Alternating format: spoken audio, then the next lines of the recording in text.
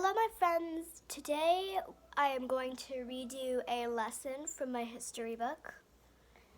It is called The Mystery of History, and it's a Christian history book, and it's very interesting. Please wait just a moment. I must go turn off my timer. Hi.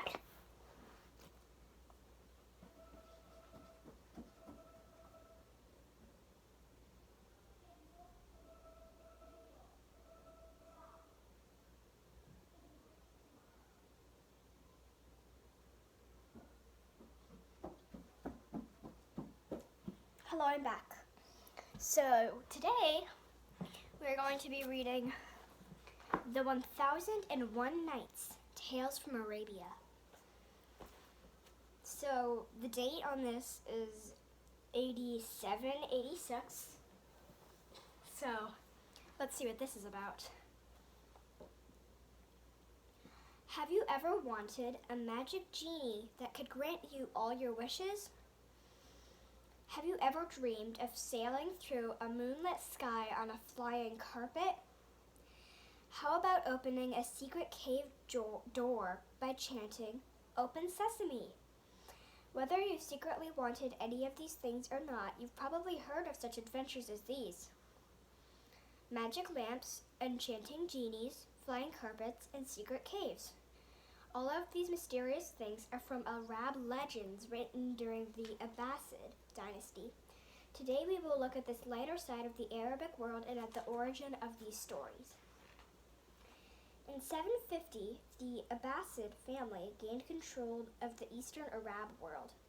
They were the ones who killed and overthrew the Umayyad dynasty of Abd al-Rahman. The Abbasid dynasty ruled successfully for a very long time, that is, until 1258. They were descendants of Muhammad's uncle, Al-Abbas. The Abbasid family moved their capital from Damascus, Syria, to Baghdad. Baghdad is currently the capital of Iraq. From this new capital, the Abbasid family created an elaborate community.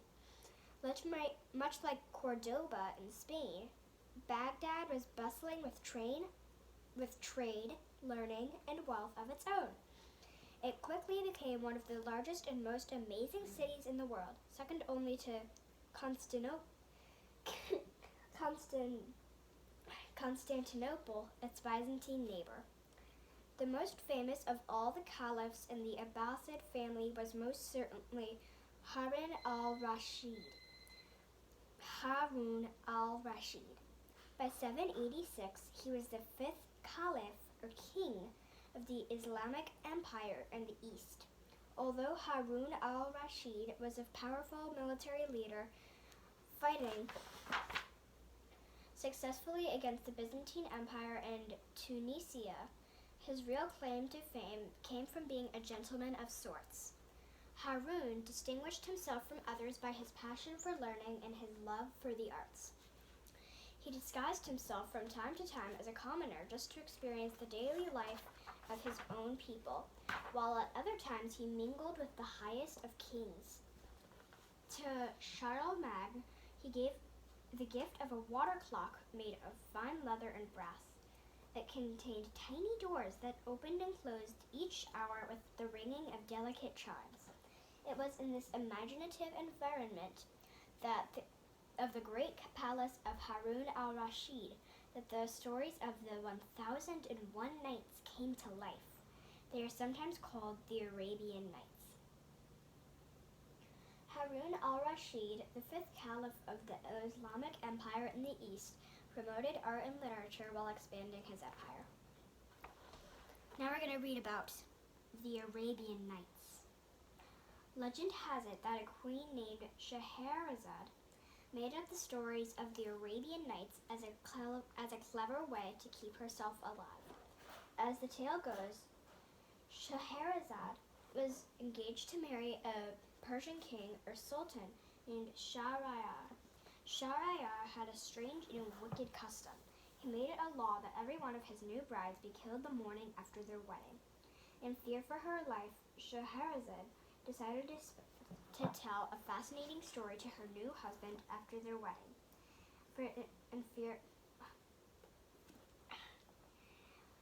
She decided to tell a fascinating story to her new husband on their wedding night, but to stop it at the most exciting part. Her hope was that he would keep her alive until the next night to hear the rest of the story. According to tradition, Scheherazad's plan worked. Not only did the Sultan keep Scheherazade alive for one more night, he kept her alive for at least 1,001 nights as she told her suspenseful tales. In time, the Sultan fell deeply in love with her, and he changed the law of killing his brides. As a result of the Queen's cleverness, we have what is called the 1,001 Nights, or the Arabian Nights, a collection of 200 fanciful, entertaining stories of love, life, and adventure. Though the stories were first written in Arabic, they come from places like China, India, Egypt, Mesopotamia, and Persia. Let me tell you about the three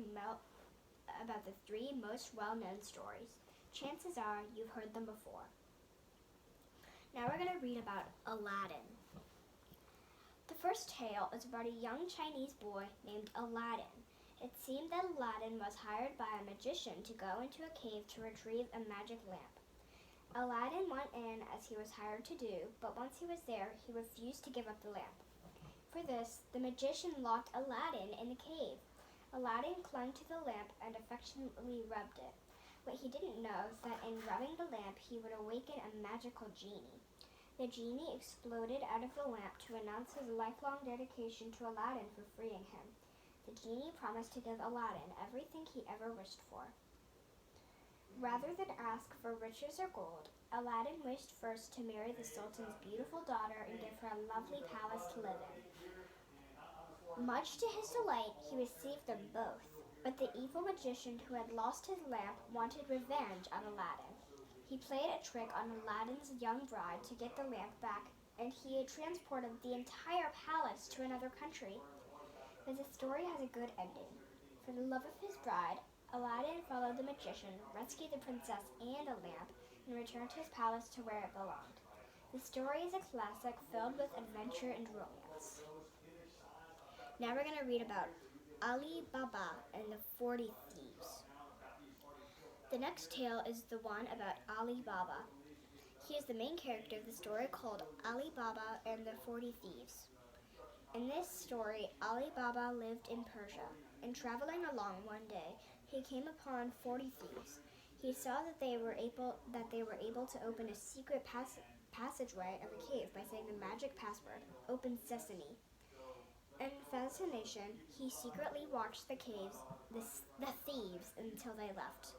At the first opportunity, he tried the password himself. "Open Sesame," Ali Baba chanted. The magic worked, and Ali Baba entered the thieves' cave with great anticipation. What he discovered was a cave full of gold. He shared the secret with his brother. His brother also tried the password and managed to get into the cave. However, on his way out, he forgot the magic words. Ali Baba was trapped in the cave when Ali Baba's brother was trapped in the cave when the thieves returned. When they found him, the angry thieves killed Ali's brother. Suspecting there were other intruders, they next went after Ali Baba. Thinking they were clever, the thieves conspired to ambush Ali Baba by hiding in giant oil pots.